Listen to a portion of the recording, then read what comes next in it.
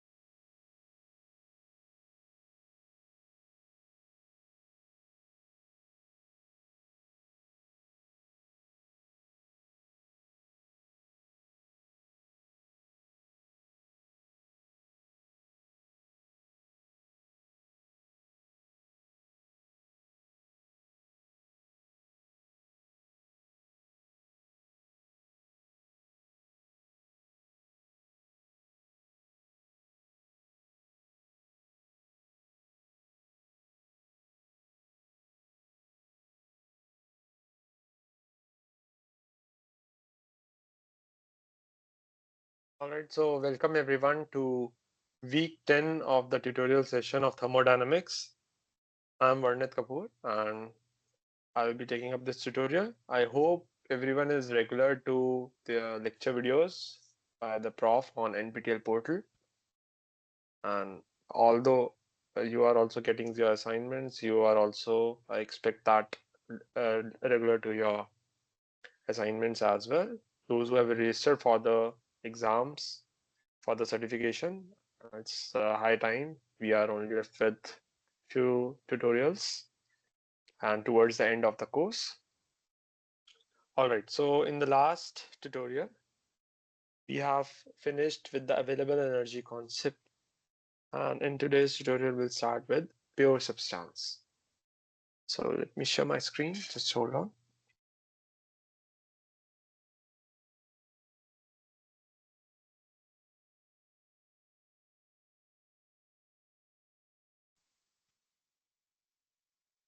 I hope my screen is visible now.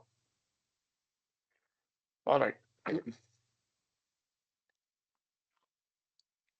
I'm also visible. Yeah, great. Okay. Cool. Yeah. So let us start with the topic pure substance. Let me write here.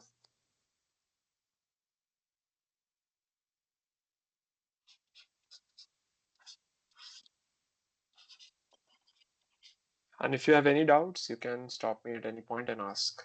All right.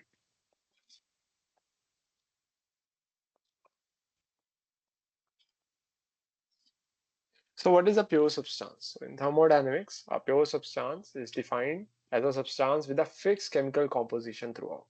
Okay.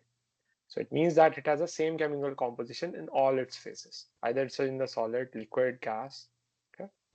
So it refers to matter that has homogeneous and definite chemical composition. Right? So I'll write it down.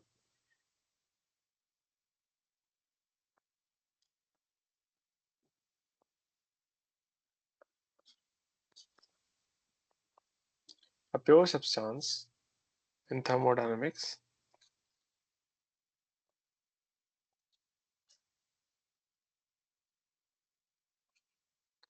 is defined as a substance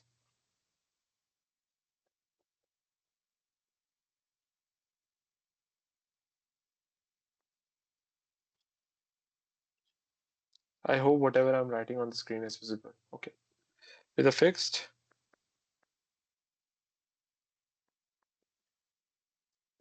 chemical composition throughout.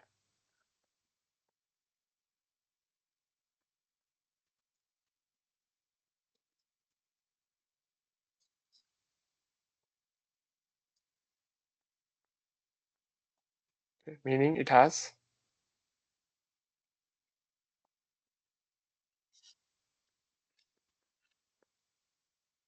same chemical composition in all its phases.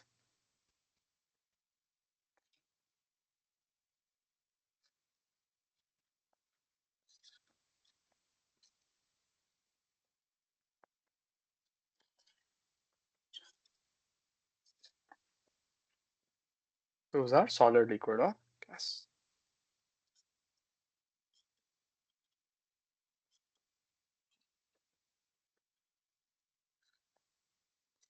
All right. Now let us come to the temperature entropy plot for representation of constant pressure lines on that. Representation of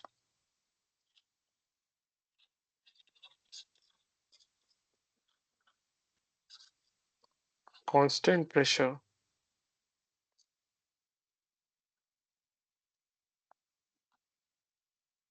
lines on TS curve. Okay. Temperature entropy curve. So you have a curve.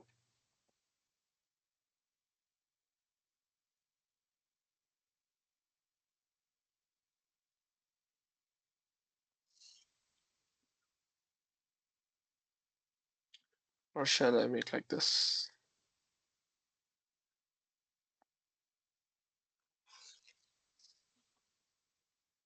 Oh, this looks fine. So this axis is temperature. This axis is entropy S. Okay. The curve looks like this. I'll explain the curve. Don't worry. Okay. So curve is like this. I expect most of you have seen this curve. Okay. So kind of a bell curve is it? Okay. And there are different regions. One is liquid region, wet region, and a superheated region. Why I'm saying it is at constant pressure, emphasizing on that, because all the equipments in real scenario, practical world scenario, work at constant pressure. Okay, that is in terms of atmosphere. Like if you have a boiler in a power plant or a compressor in a refrigeration, all are working under same constant ambient temperature. So it's a constant pressure lines on the TS curve. So this is your constant pressure line. This is from here to here to here. I expect everyone has seen this kind of curve. So this region is a liquid, saturated liquid region. Okay, I'll write here. This is liquid. This is wet region, liquid region. This is wet region, and this is superheated region.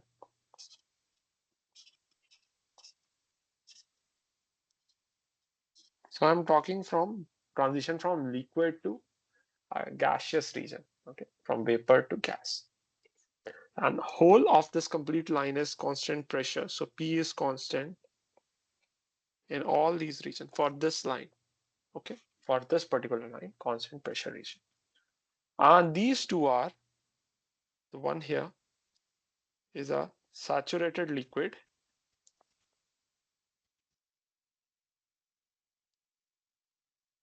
liquid side, and this is a saturated vapor side. All right, uh, saturated vapor. All right. Now, and this is basically a subcooled liquid region. So I can also write, instead of liquid, I can say it's a subcooled region. Okay, subcooled region, wet region, and a superheated region. Okay. Now I have few points here. So first point is this one. I say this point is A, this point is B, this point is somewhere like D. So I'll take somewhere midway. This point is C. So this point is D, and this point is E. All right. Okay. So A, B, C, D are all the points. So temperature of B, C, D is same. So that means a latent heat region where the heat is in the form of latent heat. Okay, during the wet region. It's an isothermal. Temperature is constant, but heat is supplied. So temperature of B, temperature of C, and temperature of D is equal at this point. Okay. And this is somewhere temperature of E. So if I take,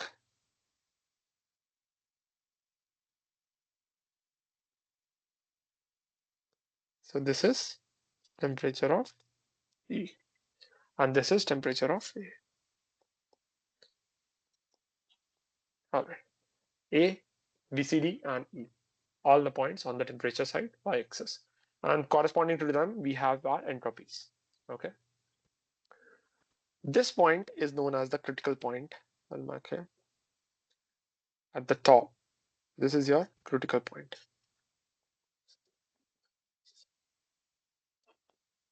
Critical point. And the curve after reaching this state, that is directly from subcooled to superheated, is a sublimation kind of thing happening.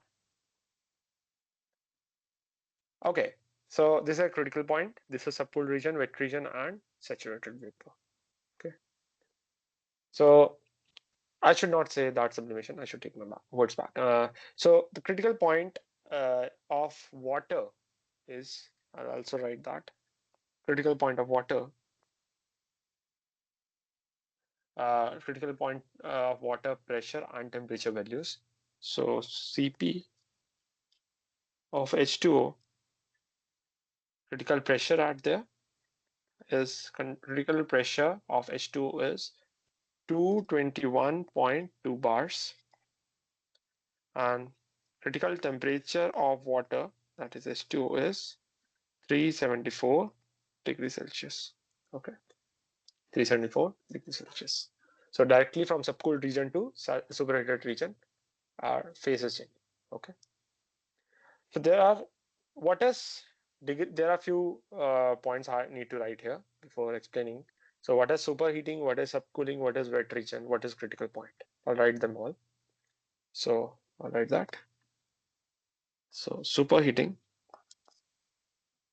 as I have defined these terminologies in the temperature entropy plot. So it is a process of increasing the temperature at constant pressure above saturated vapor.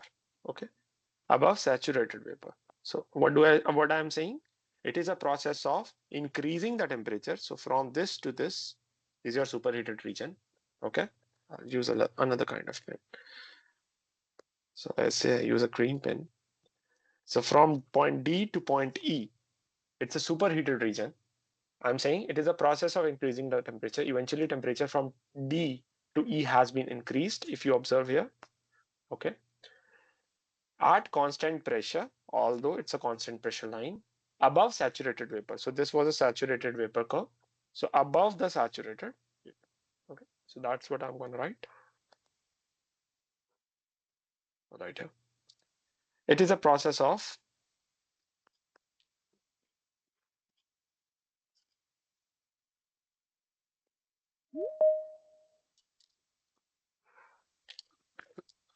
so superheating is a, again I'm saying superheating is a process of increasing the temperature at constant pressure above saturated vapor.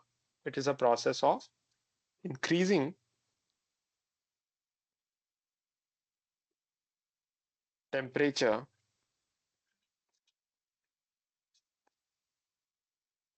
at constant pressure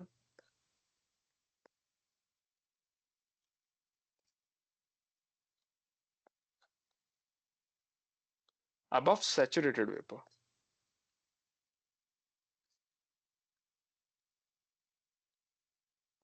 So what do I mean from saturated vapor or saturated? So saturated vapor means vapor amount is saturated at maximum value. Apart from that, if you provide some heat, its temperature is going to increase and it's going to convert into a gaseous phase. Okay. No more wet region will be there in that. Okay. No more vapor content. It's directly a pure gas. It's going to form. So it's on the verge of conversion from a vapor to a gas at constant pressure. Next is subcooling.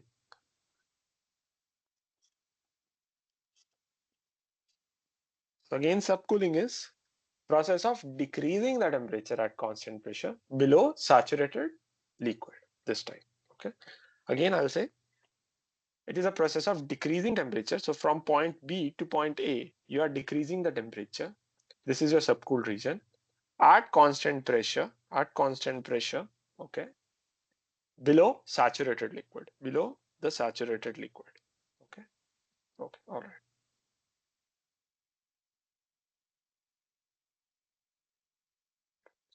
It is a process of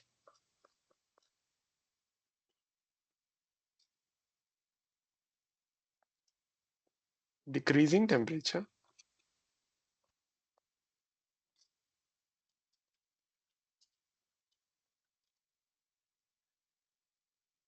at constant pressure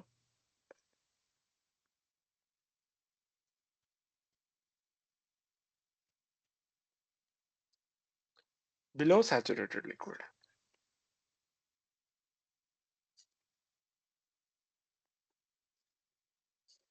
All right.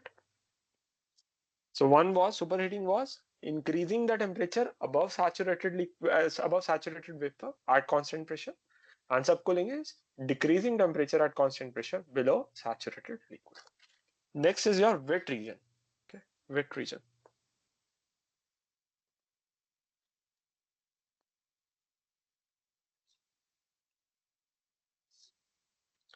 So it's a mixture of liquid and vapor. So wet region is your region where liquid and vapor is there. Okay. It is mixture of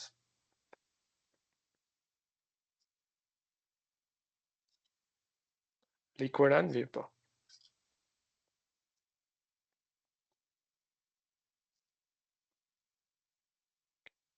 Next is critical point, which are defined. So it is a point above which liquid will directly flash off into vapor. So here, this critical region curve, if you see, when liquid has directly converted into flashed off into vapor. Right. Critical point.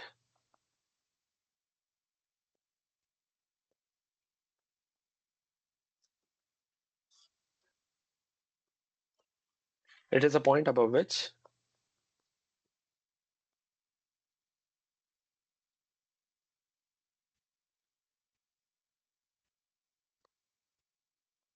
liquid will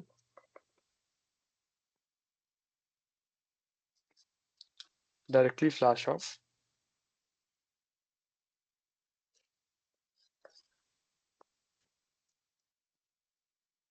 into vapor. Okay. Next is what is degree of superheating and degree of subcooling or undercooling. So degree of superheating is nothing but superheating region is from point D to point E. So it's just the temperature difference from D to E. So it is TE minus TD. So right here.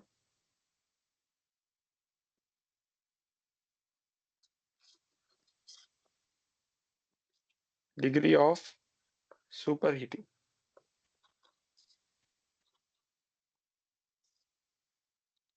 It is temperature difference between point E and point D. Should write like this. Next is degree of subcooling or undercooling.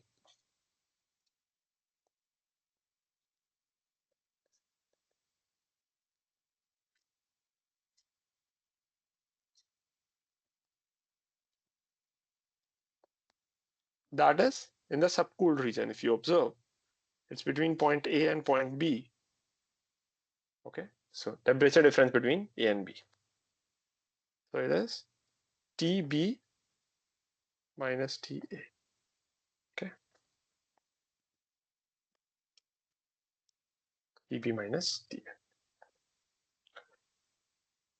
Now there is thing that power plants in actual real world works above the critical point. Why? Because to increase the efficiency. How? Because supercritical power plant and subcritical power plant are there. So for a supercritical power plant, the temperature is high. And when you provide heat at a higher temperature, the efficiency is higher. We have seen this topic in the last sessions as well. Okay. So efficiency increase. So you supply the heat at a higher temperature. So also, supercritical power plants are drumless power plants. There is no required for a mixture of vapor to store somewhere. Okay. Whereas subcritical are ones with the drum. Okay, drum is required in the wet region so that vapors can be stored. Also, why? Because temperature and pressures when move from wet region to a critical point, the heat transfer increases, whereas sublimation is a process above the critical point where degree of freedom is zero for you. Okay, we don't know what phase at critical point is there. So therefore, above the critical point, if you provide the heat, higher temperature, same heat effect is more, available energy is more work is produced.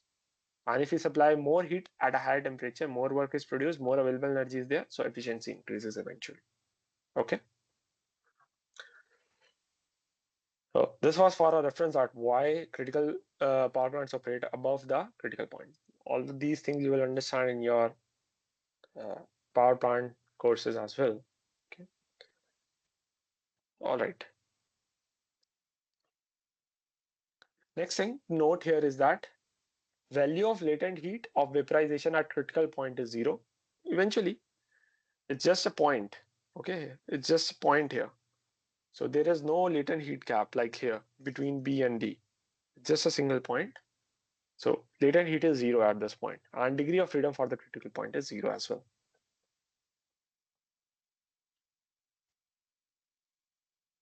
So point to note.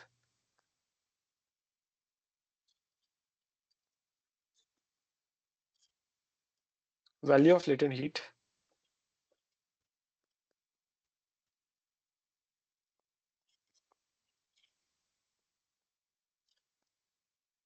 of vaporization. Value of latent heat of vaporization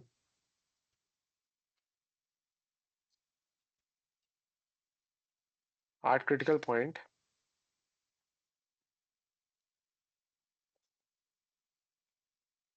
is zero. Next is degree of freedom for the critical point is zero.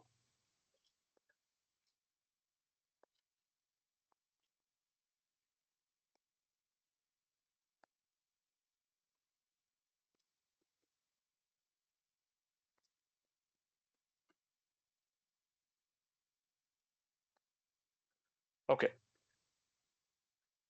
All right. I hope this curve is pretty easy. There is a subcooled region, there is a wet region, there is a superheated region. Okay. So what, and there is saturated liquid line, there is saturated vapor line. Superheating is a process when you increase the temperature at constant pressure above saturated vapor, whereas subcooling is a process of decreasing the temperature at constant pressure below the saturated liquid. Wet region is a mixture of liquid and vapor. Critical point is above which liquid will directly flash off into the vapor. Okay. So value of what is degree of superheating? It's the temperature difference between E and D, whereas what is degree of subcooling or undercooling? It's temperature difference between B and A. Critical pressure of water is 221.2 bars, and critical temperature of water is 374 degrees Celsius.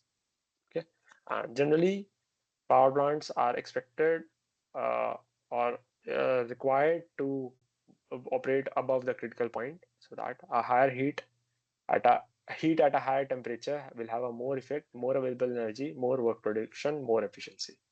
Okay, okay, I'll just come back in a minute, please.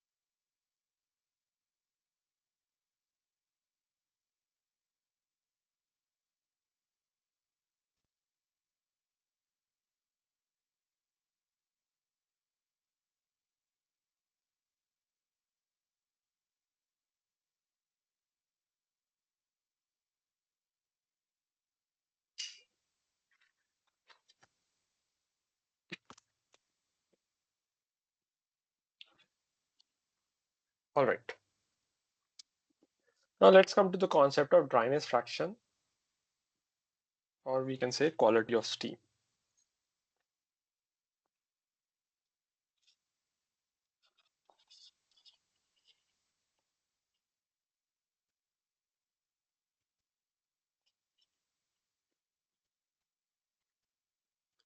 Or quality of steam.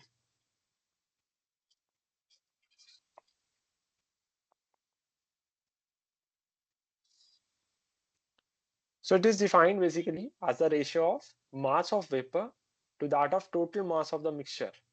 Okay, that how much amount of vapor is there in the total mass, and we are more focused with the higher amount of vapor to get a higher amount of heat and higher efficiency, or higher available energy. So it is defined as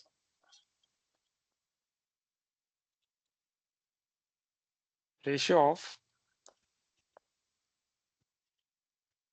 mass of vapor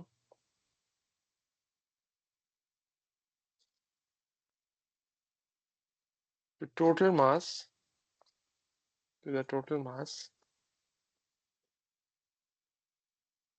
of the mixture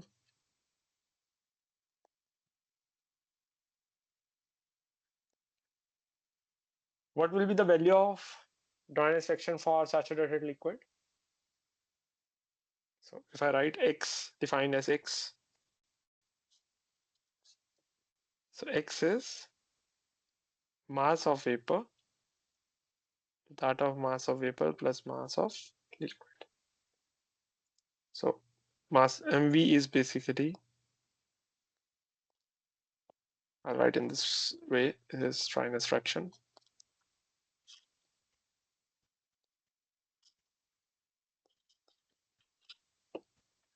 It is vapor mass or mass of vapor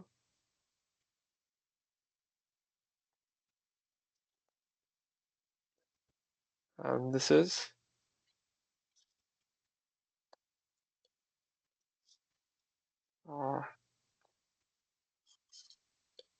mass of liquid. Okay, MB. So what will be the value of dryness fraction for saturated liquid? It will be 0 because there is no vapor there. Okay, so there is no mass. So X is equal to 0.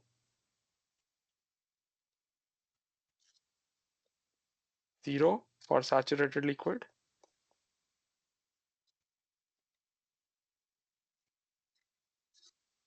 and 1 for saturated vapor, because overall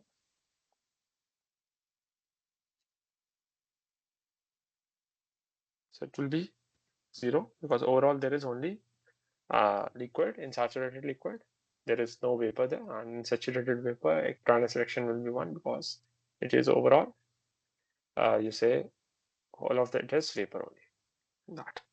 So if I write like this, it's 0 by 0 plus mass of vapor, and like this, mass of vapor plus 0.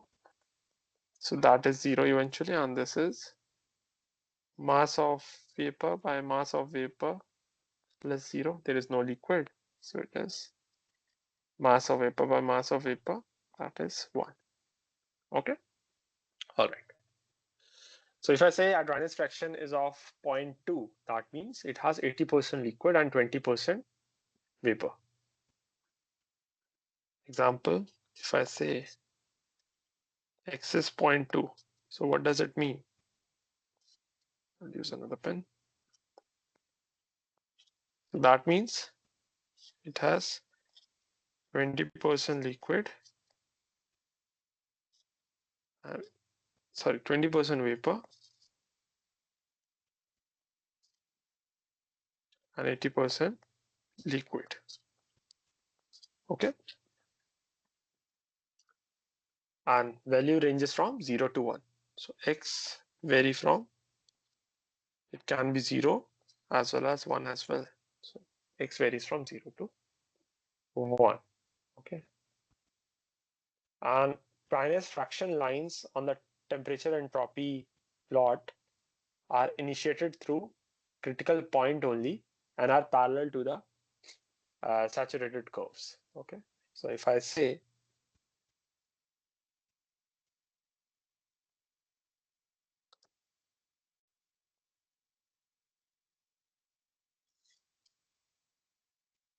if I like temperature entropy plot like this,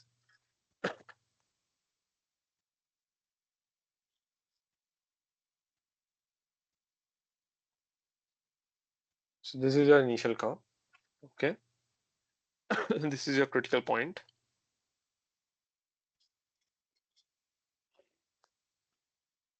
Critical point.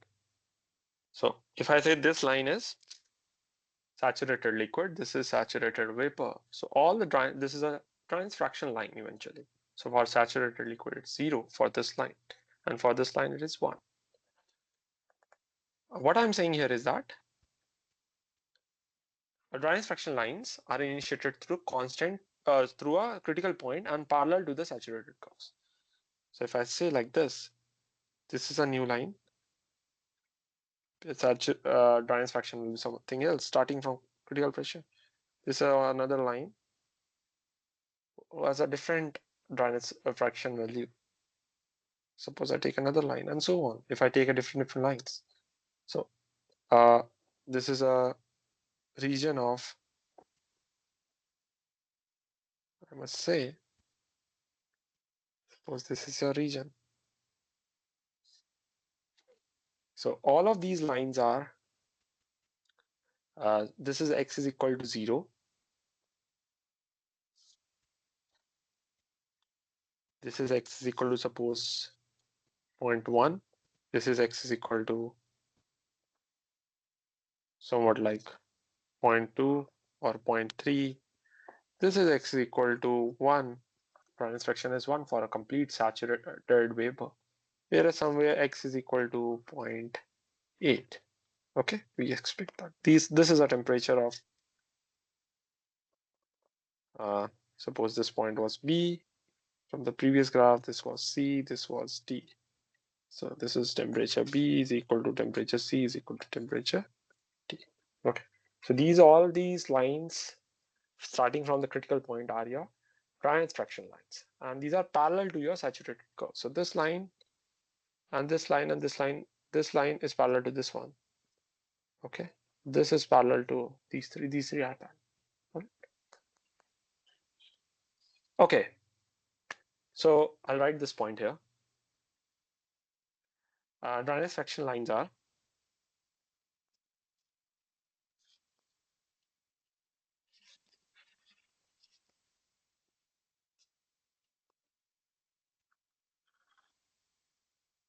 initiated through critical point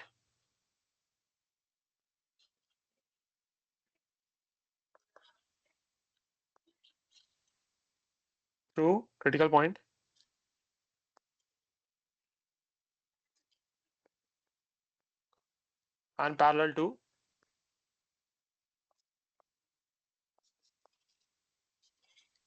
saturated curves.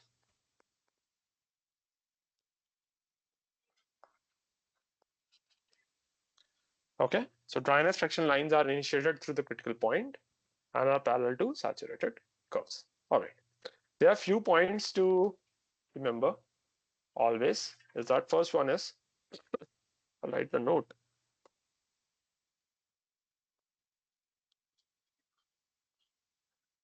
You have to never apply ideal gas equation in the wet region because it is not a gas. Wet region is a mixture of gas and liquid, and for liquid, ideal gas equation doesn't hold. Ideal gas equation is for a gas only. Okay, whatever gas you are dealing with. But you can never apply PV is equal to MRT in the wet region. First point. Very important. So this is your wet region. Okay. I'll use a very big kind of thing because it's very important. Students generally do this mistake. They apply when they are dealing the wet region, they apply PV is equal to MRT. But you have to always remember it's a wet region, mixture of liquid and gas. It's not eventually a whole completely gas. So write in very big here. Do not apply PV is equal to MRT in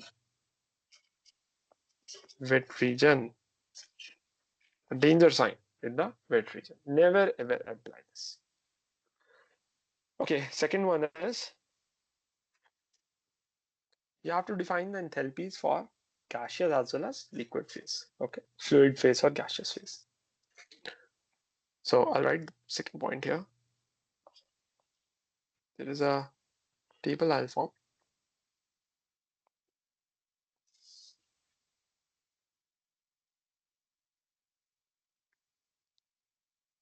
So for enthalpy, volume, specific volume, specific enthalpy, specific entropy, pressure, temperature, specific internal energy, all of these points you need to have a distribution for both liquid and gas.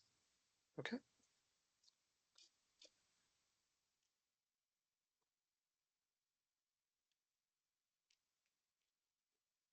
Okay. So HF specific enthalpy for fluid and gas, values VF, VG, specific volumes, SF and SG,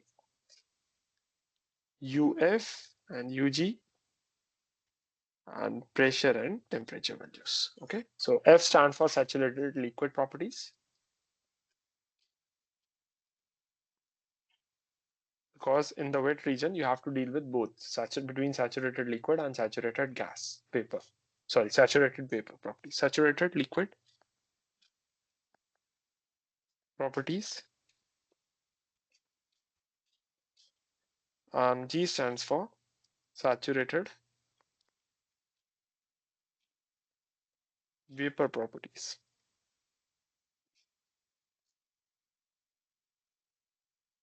Okay, so we have to deal between this region between B to D. Okay, so this is a wet region. So B stands for saturated liquid, D stands for saturated vapor. So F and G are corresponding to that.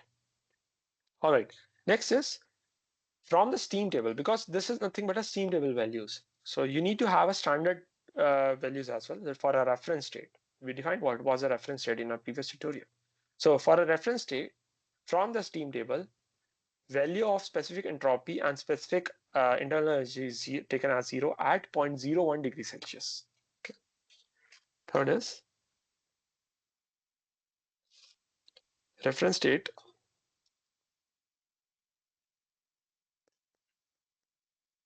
taken for steam table is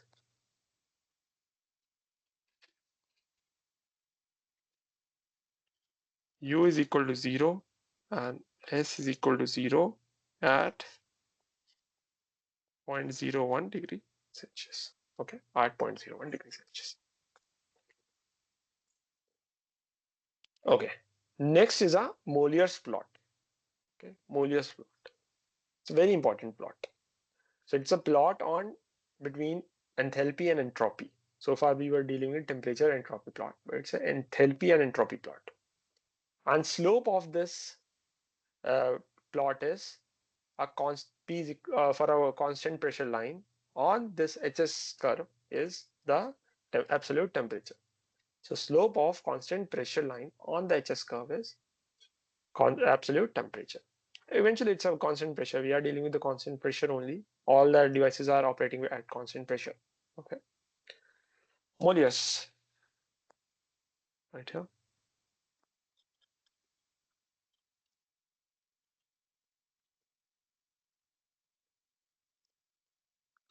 So it is a plot on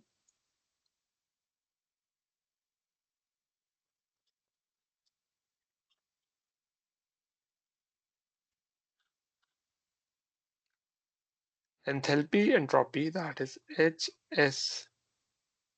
Okay. It's a plot on HS, enthalpy and entropy. Next point, slope of constant pressure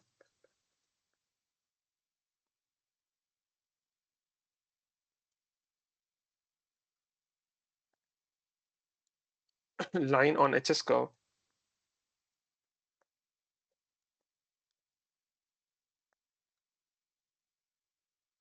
is equal to absolute temperature.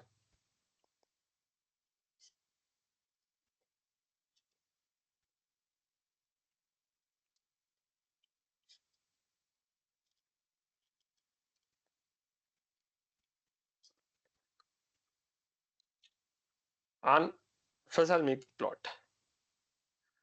The another point is the constant pressure lines are of diverging nature in superheated region.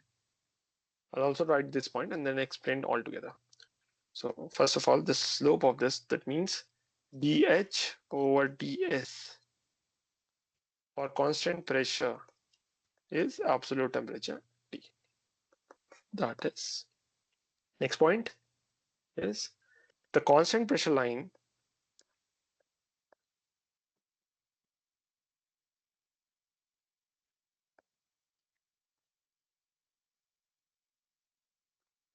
are of diverging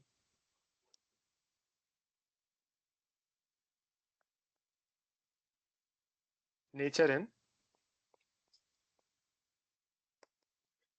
superheated region.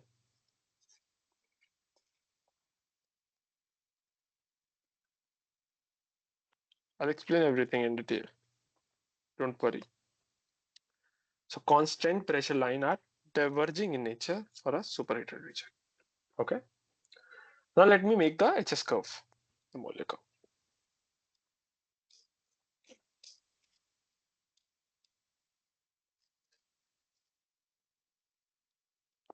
So it is HS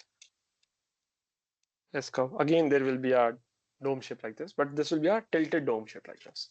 Okay. It's somewhat like this kind of curve. Okay. So the tilt has been there. So these are our constant pressure lines eventually. So if I say this is a line with an increasing enthalpy or increasing temperature, enthalpy is a function of temperature only. Okay. So in the superheated region, I'll say these are diverging in nature. I'll explain everything. So if you see, it's a diverging kind of thing happening. Okay. So right here,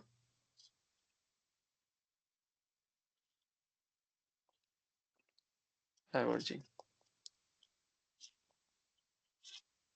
Okay. And these all are constant pressure. Constant pressure. So there is a P1, P2, P3 kind of thing. So suppose here it is P1, constant pressure, P2, P3. Each line is at a fixed pressure and pressure is constant throughout. Okay. So it is a plot on HS. Slope of this dH by ds gives you temperature. That is T. And constant pressure lines are diverging in nature in a superheated region. So right here again, superheated region.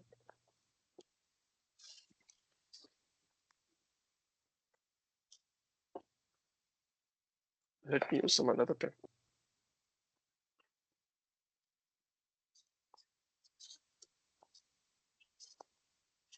Okay. So why it is a first question arises, why it's the slope is because dH is equal to TdS, we know that. So dH by ds is temperature, first thing. And why it's diverging? Because in superheated region, temperature increases at a very high value. Okay, so slope will increase eventually. Suppose this has a slope, some value here, theta 1. This has a slope theta 2. Temperature increase very rapidly in the superheated regions. Okay, so all the slopes will be different in all these cases. Okay, slopes will be different. So that's why it's a diverging in nature. Okay, so first thing is that since in superheated region,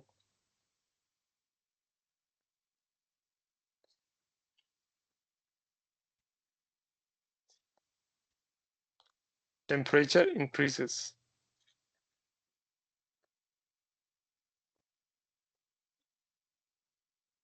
that is T increases. So therefore slope increases.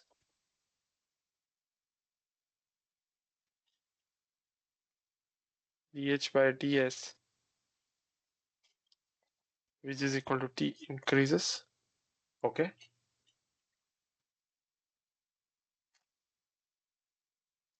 Slope increases, that is dH by T. Right, like this. Slope increases. This implies dH by ds or T increases. Okay.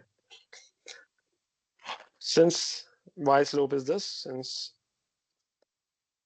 dH is equal to TdS from the equation we know. The slope is this. Okay, so I'll not keep it here.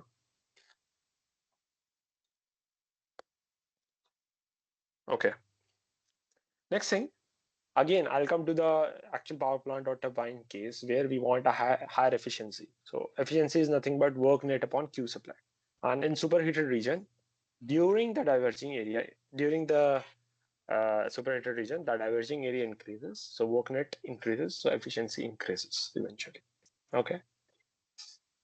Also, in other words, we can say that work net is difference of enthalpies, H1 minus H2 between that point, and it is CPT1 minus CPT2 because it's at constant pressure. If you take out T1 common, it's the T1 left into by CP into 1 minus T2 by T1.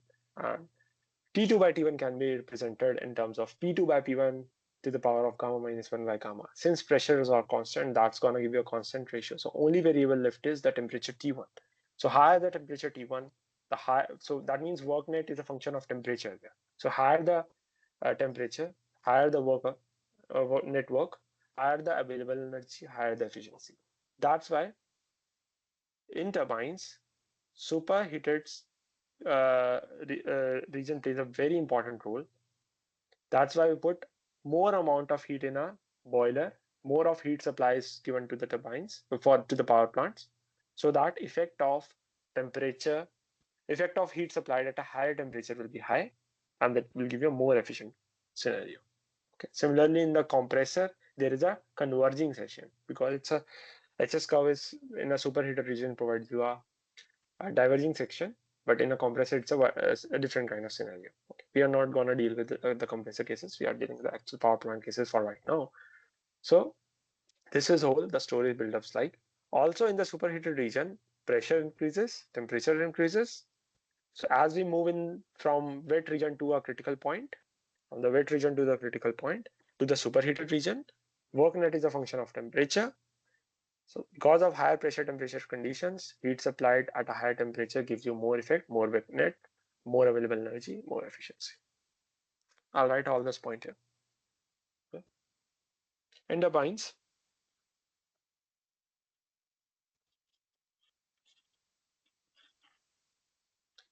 efficiency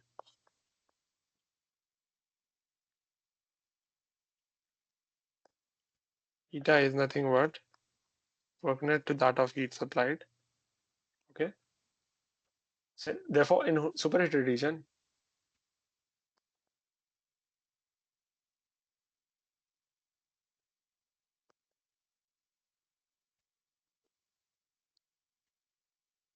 due to diverging nature, due to diverging area increases. If you see during the divergence, area increases. That means work net increases. That means efficiency increases. Okay. Another way to say is that also work net is nothing but difference of enthalpies between 2 points from point 1 to point 2. Suppose you have 2 points like this. This is point 1, this is point 2. So it's a difference of H1 minus H2 or whatever point you want to take, H1, H2. So if you are going up at a higher temperature, that also plays a role. So yeah, work net is difference of the enthalpies. And enthalpy is nothing but Cp T1 minus T2. Okay. If you take out the T1 common, so this is 1 minus T2 by T1. And if you are working in the superheated region, you can apply the ideal gas equation, polytropic equation, PV raised to power K or gamma is equal to constant. So Cp T1 1 minus P2 by P1 to the power of gamma minus 1 by gamma. Okay. So again, this value is a constant value. It's a ratio because pressure is constant. This is going to give a constant value. Cp is again a constant. Only the function left is temperature. So work net is a function of temperature right now. So this is constant. And this is also being constant. So therefore, work net is nothing but a function of temperature, or I should say T. Okay.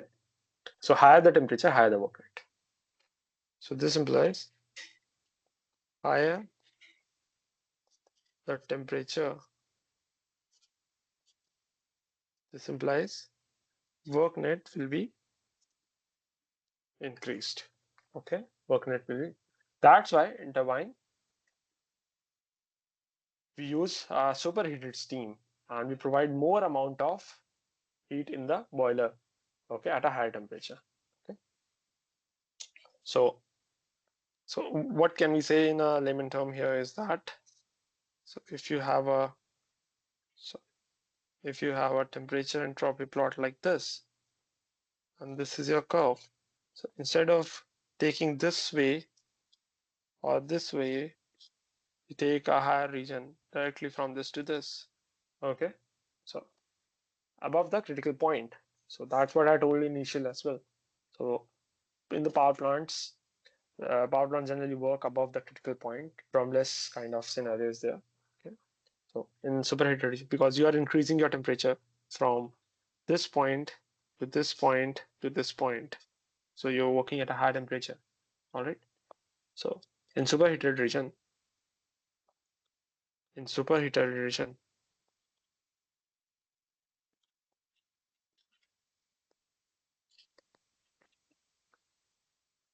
pressure increases. This implies temperature increases. So as we move from wet region to critical point to superheated region, from wet to critical point to superheated. Okay. So as we move from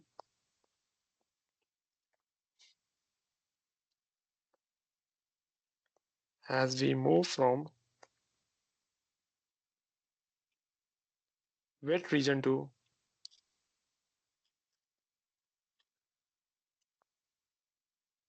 critical point,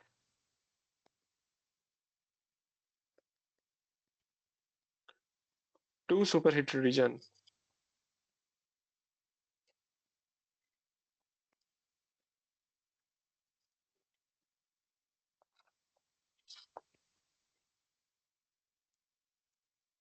since work net being function of temperature, pressure temperature increases. This implies your work net increases. This implies your efficiency increases. Okay, this implies your efficiency increases.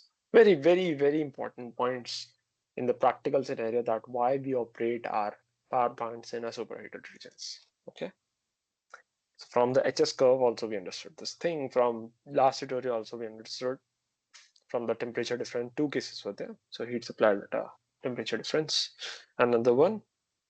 Okay, so I'll just be back in a few minutes.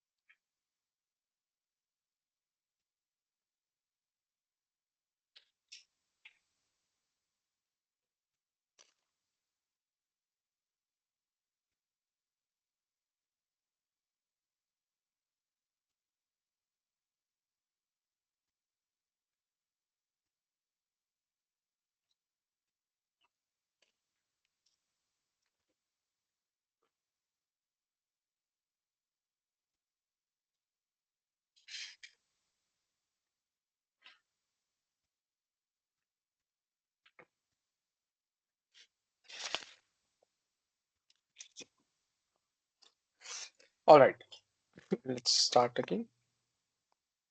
So, as I told in previous point, that we have to write the heat content in terms of enthalpies, or if you want to write entropies, okay? Because there is a saturated, wet region as well as superheated region involved. So vapors are involved. So we need to write the entropies and enthalpies at various points. So how we will write that?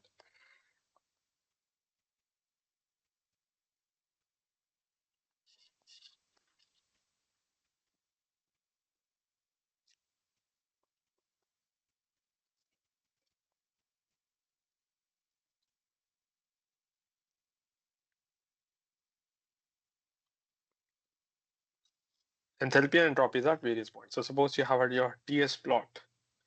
I'll write again. So this is your TS curve. Okay.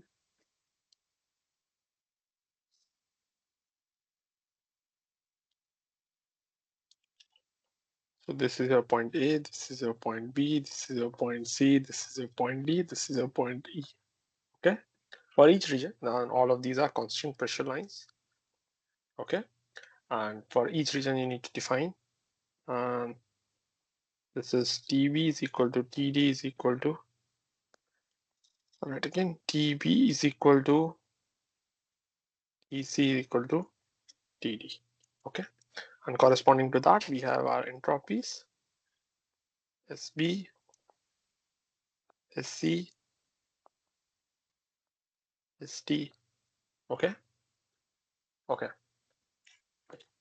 Since we know that from the TDS equation of enthalpy, since TDS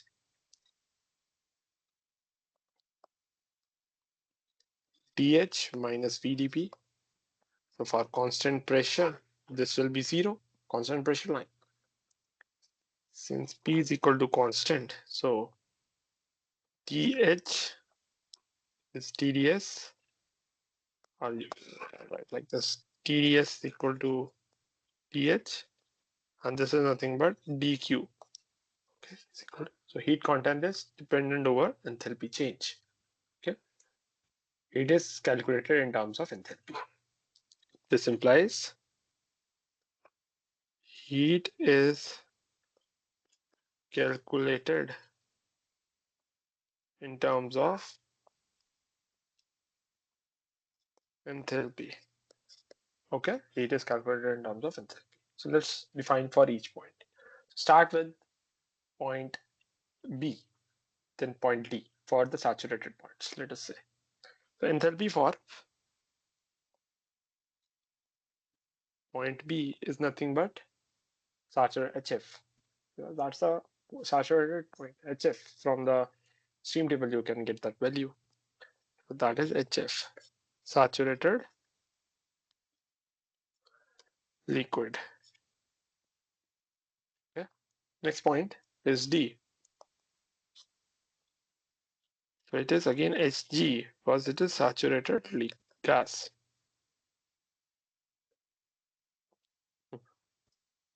Saturated vapor. Okay, saturated. Now Hc, it's a wet region. So third,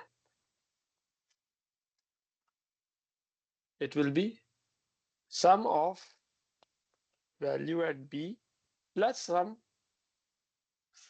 dryness fraction will be involved. Okay, into the difference between B and D, HFG. Okay. So it is your, first of all, wet region.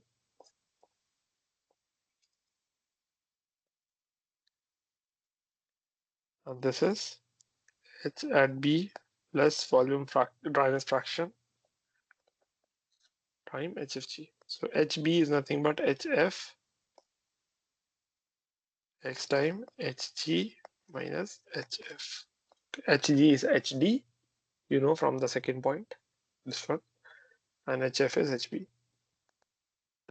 Okay. Now coming to the superheated region and subcooled region. Next is H of E. superheated.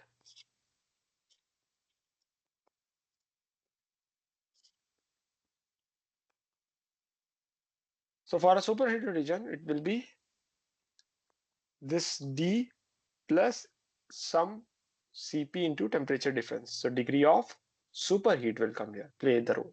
Okay, degree of superheat will play the role. So in the superheated region, it will be written H at E plus Cp times degree of superheat, that is Te minus T. I'm writing everything in terms of enthalpies, specific enthalpies. Okay, so He is nothing but Hg, saturated vapor, plus Cp of that vapor into Te minus T. Okay, Cp of the vapor. I'll write here. So whatever value you have for corresponding vapor. Okay. Fifth is H of A, that is your subcooled region. Okay, subcooled region.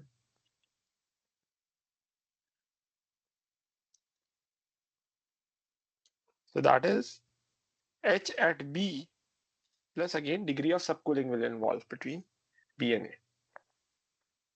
So that is H at B plus Cp with its constant pressure Tb minus degree of subcooling. Okay, sorry, Ta minus Tb. Since we know that temperature at B will be higher, so I can write in terms of Hp minus Cp Tb minus Ta. Okay, one another way, Hb is nothing but Hf minus Cp of liquid. Okay, Tb minus Ta. This is your Ha for the subcooled region. Okay, similarly you can write the entropies as well. Okay, so let us write entropies.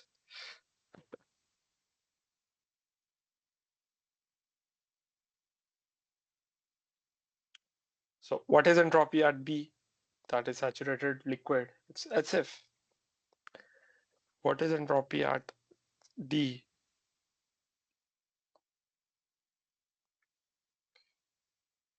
So SD, that is saturated vapor. It is Sg. Okay. Similarly, in the wet region, S of C. Again, it is sum of the P plus dryness fraction plus SFG. So SB plus dryness fraction of SFG. So SB is nothing but SF plus X time. Now SFG can be written as HFG by T, since we know that dq is equal to TdS, and dq is written in terms of enthalpy, is equal to TdS. So therefore Ts can be written as dH by T. Okay. So SFG can be written as HFG by T. HFG by T. Okay. All right. HFG by T. Okay. Clear? Now for next point, ninth point, that is point E in the superheated region. So it is S of D plus Cp of vapor into ln Te by dt. Te by, we know that we have derived for this case. Okay. For this case is Cp ln from one point to another point. How you will define your entropy. We have proved the Cp ln T final by T initial. Okay. Okay. Next is 10th point.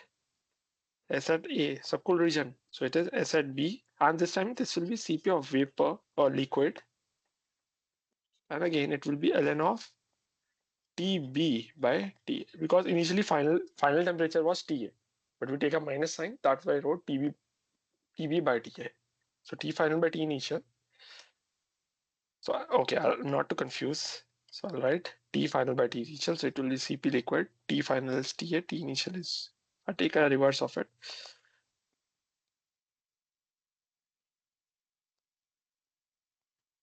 Sb minus Cp of liquid ln of dP by dA. Okay, clear? No confusions? So this is the whole story for the pure substance. Now if we come to the mixture of gases, I hope there is no doubt. Okay, we have defined enthalpy and entropies for each point A, B, C, D, E. Okay, and enthalpy can be written in terms of heat. Heat is calculated in terms of enthalpy, whatever vice versa you want to say. So for B, D, C, E, and A, enthalpies you have defined. Similarly for entropies for the same points you have. Okay. All right. Next comes to mixture of gases.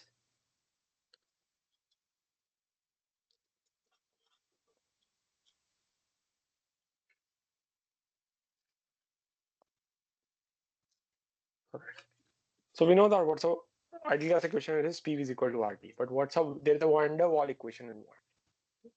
So that is nothing but P plus A by V square into V minus B is equal to RT, where your A by V square is force of cohesion between because there are van der Waal forces involved between the molecules. Okay, and B is your co-volume.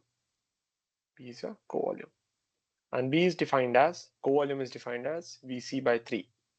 Vc is your critical volume. So to just give the reference, I am explaining this. Okay, this can come. So if I say van der Waals equation,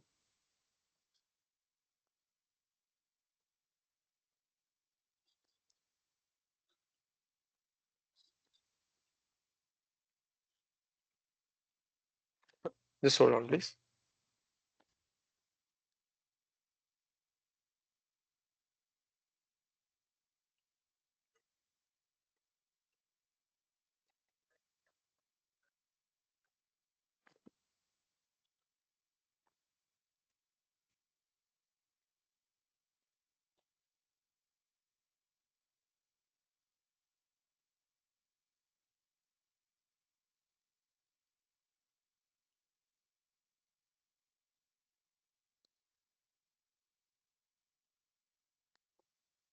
Yeah. So let's come back. So what does a van der Waal equation tells? It's a mathematical equation that describes the behavior of the real gases. Okay. Earlier, when ideal gas is there, it is PV is equal to RT. But for the real gases, this equation, mathematical expression, which is the equation of state that relates pressure, volume, and the temperature in the fluid. Also the number of molecules. Okay, if PV is equal to P plus A by V square into V minus B is equal to nRT, pure RT. Okay, so van der Waal equation, van der Waal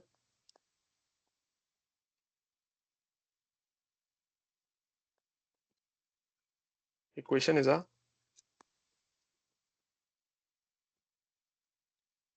mathematical expression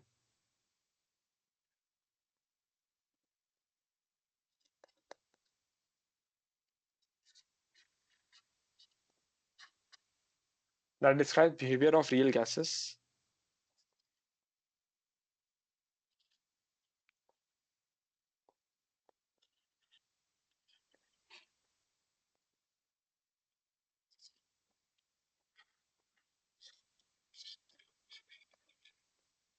okay, real gases.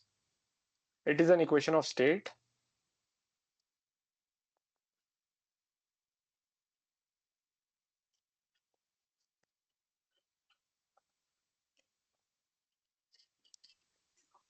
that relates pressure, volume,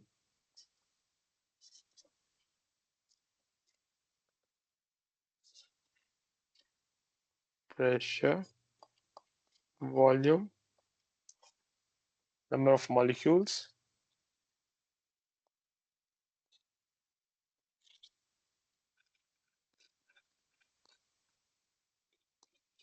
and temperature.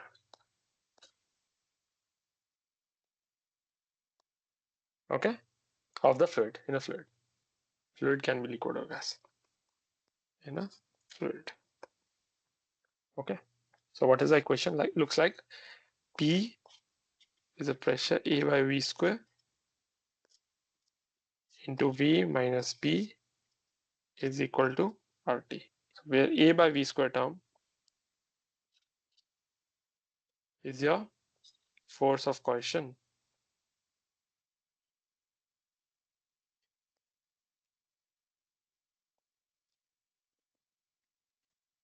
And B is your co-volume.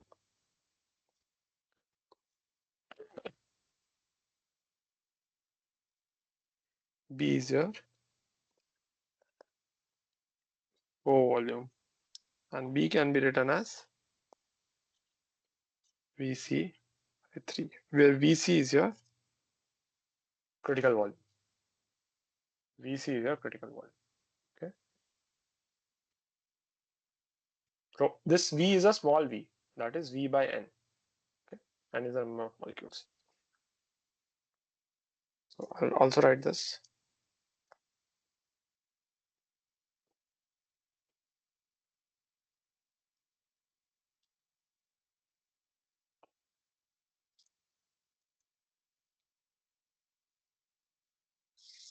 This is V by N. Okay. V by N is number of molecules. Okay. Okay. Any doubts?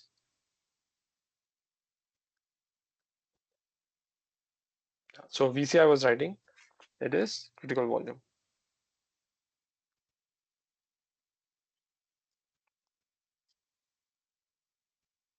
Okay. Any doubts? And R can be written as 8 times. I'll give you a expression of R as well. Gas constant. Vc by 3 times Tc. These are critical values. These are critical pressure, temperature, critical volumes. Okay. Okay. Okay. Now, what will be the values of the Cp of a mixture, Cv of a mixture, internal energy of a mixture, R of a mixture? Because more gases are involved, more than one gases are involved, and you have to write what will the values of the Cp for that mixture, okay, in that gas. So Cp of the mixture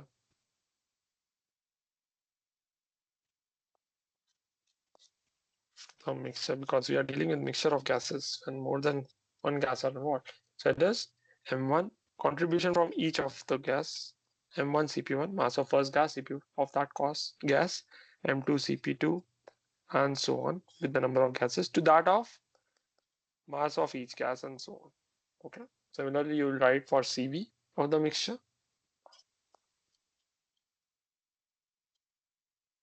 That is M1 Cv1 plus M2 Cv2 divided by M1 plus M2 and so on. Similarly, you will write for enthalpy, internal energy, enthalpy of the mixture can be written as M1 H1 contribution from the first gas, from the second gas, and so on to that of total mass. Then U of the mixture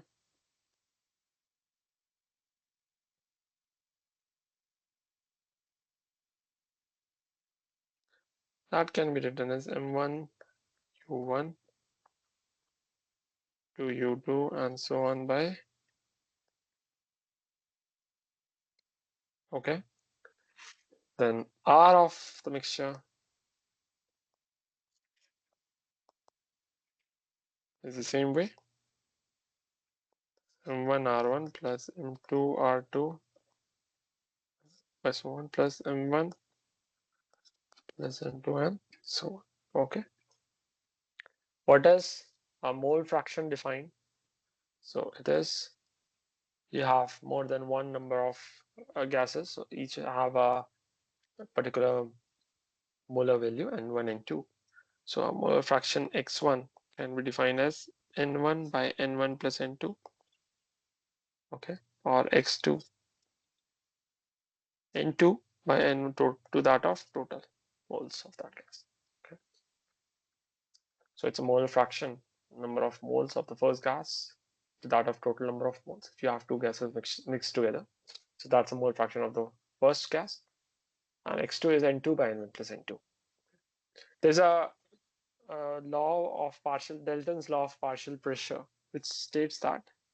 So what's the Dalton law of partial pressure? Just hold on, please. Hold on.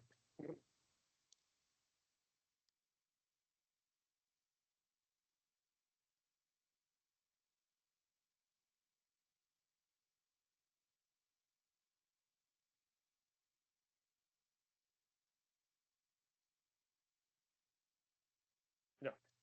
So I was saying, what is Dalton law of partial pressure? Let me write.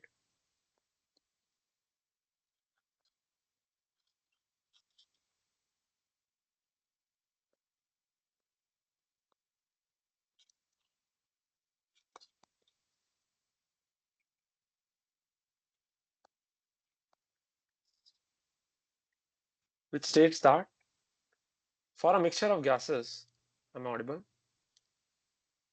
Yeah. Which states that in a mixture of non-reacting gases, the total pressure exerted is equal to the sum of the partial pressure of the individual gases. Okay.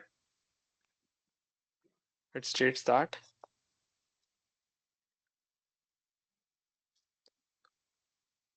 the in a mixture of non-reacting gases,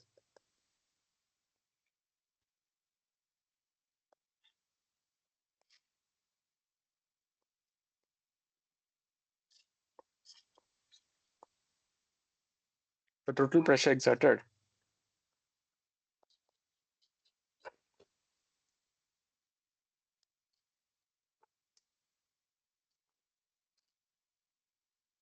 is equal to sum of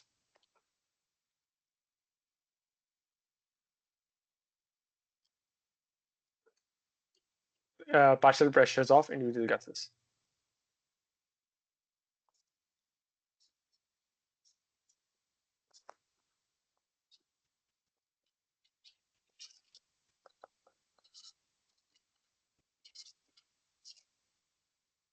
Of individual gases. Okay, so the total pressure P is sum of P1, partial pressure of gas 1, P2, and so on. So partial pressure of 1 can be written as molar fraction times P, molar fraction times P. I hope it's clear. Similarly for 2, you can write like that. Okay. P2 can be written as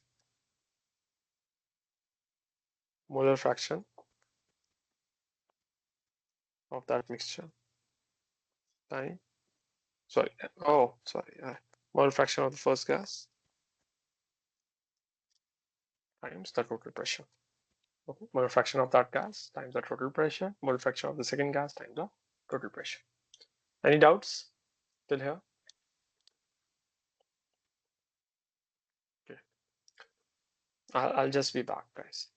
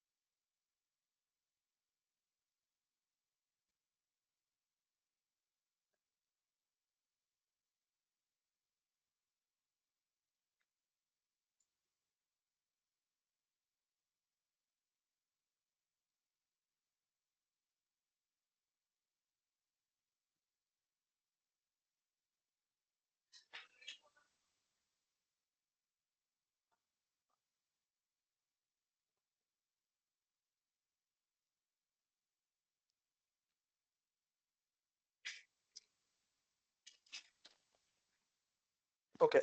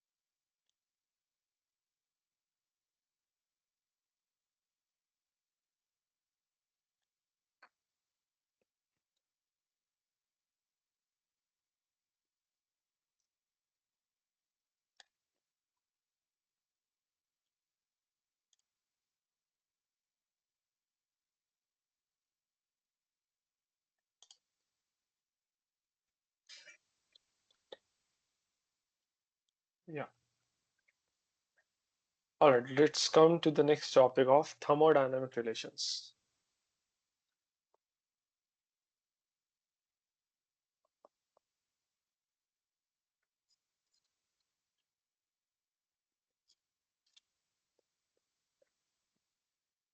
Again, a very important topic. So here Maxwell relations will be defined. Before that, we'll see for a few theorems are there in our mathematics course. So I think you might have seen. So first theorem is,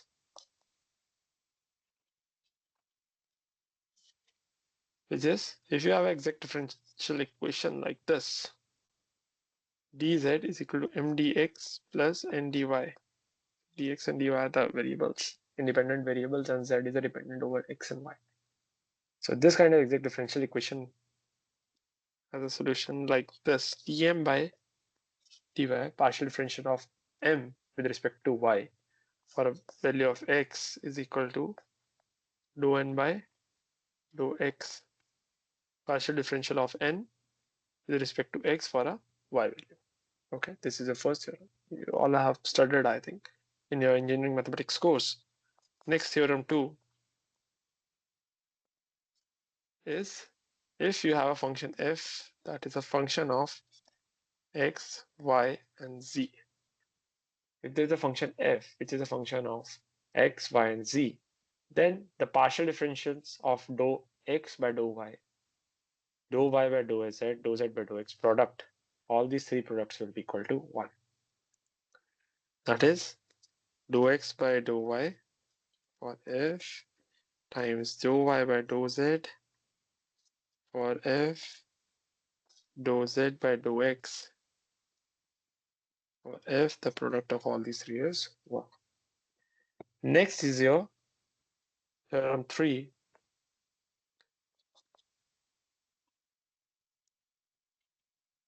which is if you have an ideal gas equation like PV is equal to MRT, PV is equal to MRT. So temperature is nothing but here function of pressure and volume. Okay, so you can write like dou T by dou P for a volume, dou P by dou V for a temperature, dou V by dou T for a constant pressure is equal to negative of 1. Okay, so if it's a one dependent variable T which is dependent over two independent variables P and V, then the partial differential of each variable with respect to another and the product of the three is equal to negative of 1. Okay, so I can write dou T by dou P at constant volume, dou P by dou V at constant temperature, and dou V by dou T at constant pressure. So the product of all these three is equal to negative of 1. These are the three theorems. Now what is a Maxwell relation in thermodynamics? It is a set of equations in the thermodynamics which are derivable from the symmetry of second derivatives and from the definitions of thermodynamic potentials. Okay. So I'll derive each of the relation with you. Okay. Let's come to the Maxwell equations.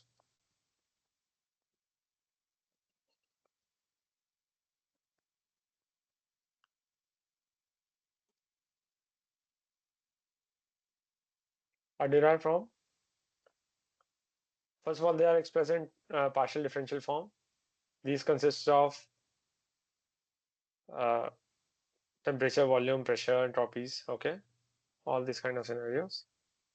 Okay. And these are the set of thermodynamic equation derived from a symmetry of secondary derivatives and from the thermodynamic potentials.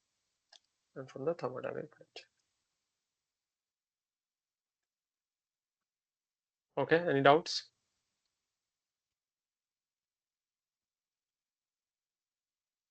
Hmm.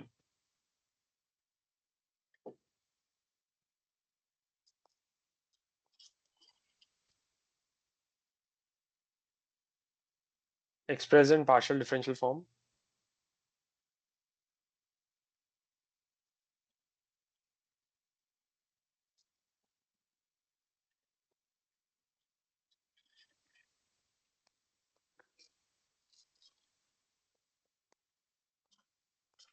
Next thing is a set of thermodynamics equation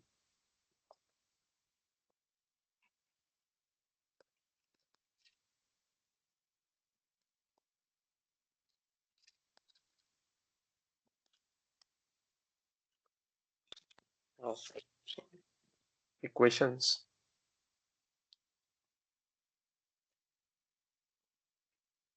derived from a symmetry of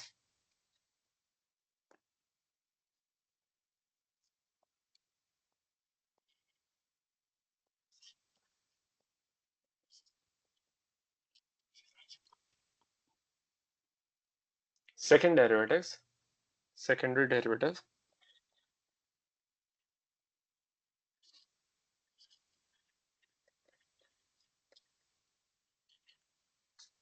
and from thermodynamic potentials.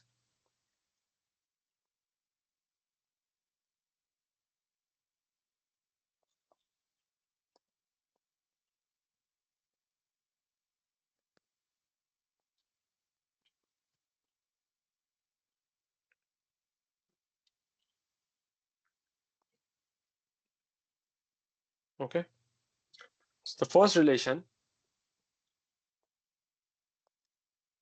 comes from the equation TdS equal to du plus pdv. Okay, so du can be written as TdS minus pdv. So if you see from the theorem 1 above, dz is equal to mdx plus ndy. So here m is your t. Okay, m is your t, n is your minus p. Okay, x is s and y is p. Okay, x is s and y is p. So m is t, n is negative of p, x is small s, and y is small p. Okay, so what is exact value? Exact differential? Dou m by dou y of x is equal to dou n by dou x of y. So what is m? Dou t. What is y? It is v. Dou v. X is s. Dou n, dou of p with a negative sign by x is s at constant. Okay, at constant. Clear? All right. This is your first relation.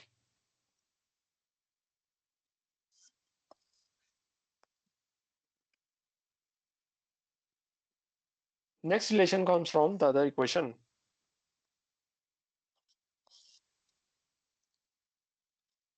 dH is equal to TdS plus PdP. Okay. So again, if we write in terms of dz is equal to m dx and dy. So here m is t, n is v, x is s, y is v. Oh, n is v. So I'm writing right. Okay.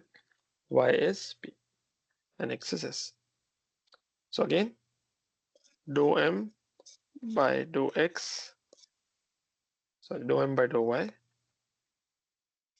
at x is equal to dou n by dou x at, so what is m?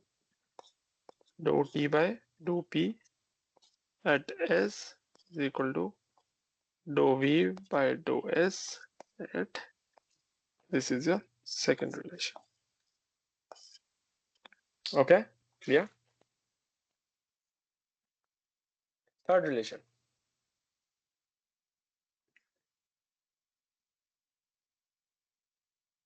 Third relation comes from the equation g is equal to Gibbs function, which we have studied in our previous tutorial.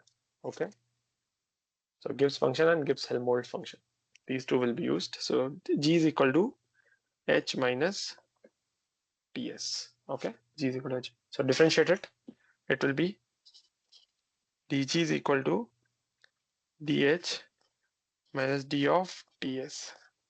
D of ts can be written as tds minus sdt. dh is equal to t, first t taken out, plus then s taken out. Okay, this can be written like this. Now dh minus tds minus sdt. So this is nothing but vdp, because dh is equal to tds plus vdp. This can be written as vdp. Alright. Since dh is equal to tds plus vdp, so this implies vdp is equal to th minus tds. Okay, so this is vdp minus sdt. Okay, again use the analogy from the theorem 1. dz is equal to mdx plus ndy. So here m is v, n is minus s, x is p, and y is t. So from the exact differential, dou m by dou y of x is equal to dou n by dou x of y. So m is v, dou v by dou t at p is equal to dou n, minus comes out, dou s by dou p at t. Okay, clear? Fourth relation comes from f Gibbs-Helmholtz function. F is equal to u minus ts. Differentiated, df is equal to du minus differentiation of ts. Du minus tds plus sdt. So du minus tds minus sdt. Again, if you observe this, since ds du plus pdv, so du minus tds is your minus of pdv.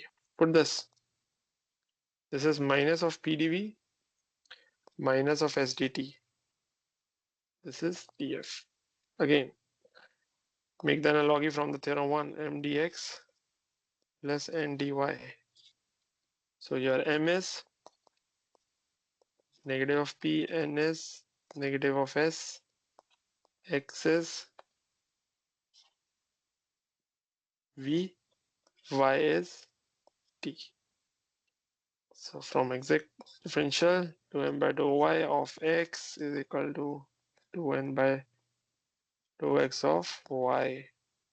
So it is dou p by dou y, that is dou t with a negative sign. X is v, and that negative sign is going to cancel out from both ends. Dou of s by dou of v at t. This cancels out. So this is dou p by dou t at v is equal to dou s by dou v at t. So if you observe in all the four relations, so this was relation 3, I've not highlighted, and this is a relation 4. In all the relation, if you observe, when p is here, then p is here, then s is here, then s is here. Okay. Similar is the case if you see here. When t is here, then t is here outside. When v is here, then v is here. Okay. Very simple to remember. Another way is you can also remember these four relations in a very simple way. You cannot all, like, you don't have to mug up. There is a very short way to remember. So remember a phrase, thermal power station in village. Okay, remember this phrase, thermal power station in village. Phrase says that thermal power station in village. Remember the first words of this T, P, S, and V. T, P, S, V. Now you have to write this 2 times. How? We'll make four graphs like this.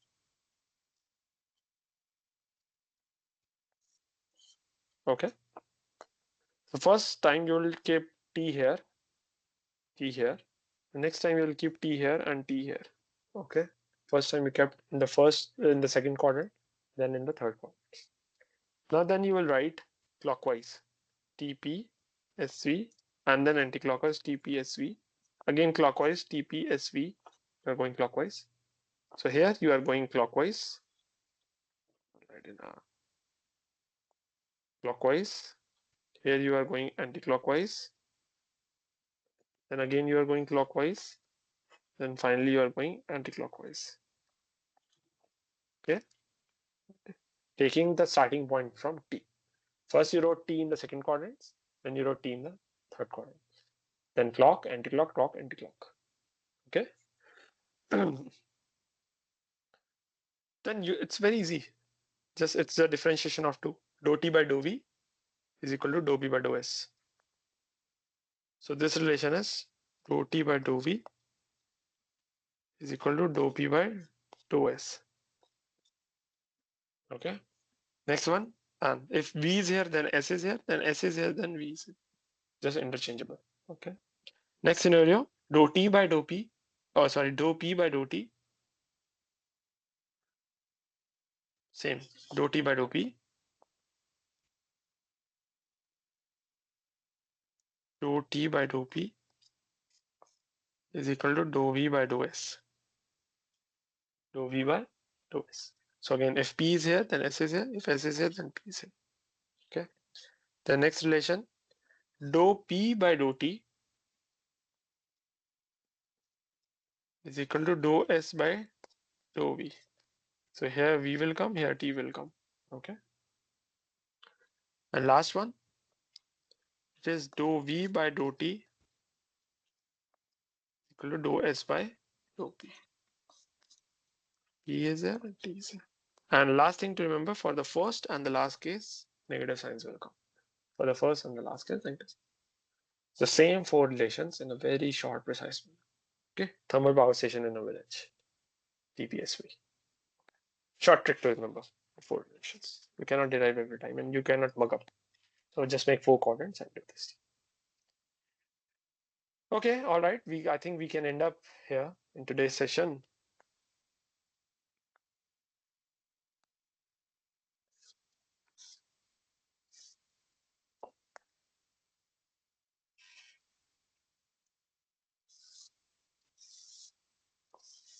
Okay, make these 4 quadrants. Okay, so we can end up this tutorial for today.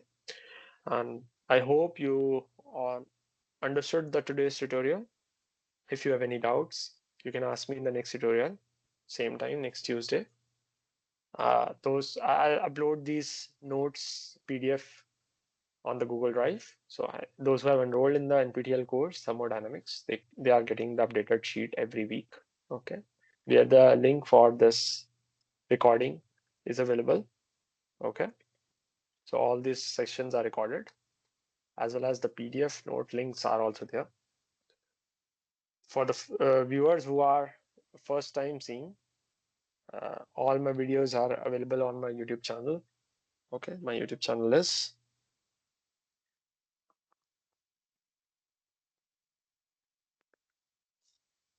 NPTEL with Varnit. So all these recordings are available on my channel. Okay, in the playlist Thermodynamics, as well as other courses are also there. And the notes for this PDF is available in the video description. The link for that is available of the Google Drive. Okay. All right. So we are just towards the end of our course, and probably in the next 2 lectures we will finish up with the course. Okay. So I'll end up the session. Thank you for joining.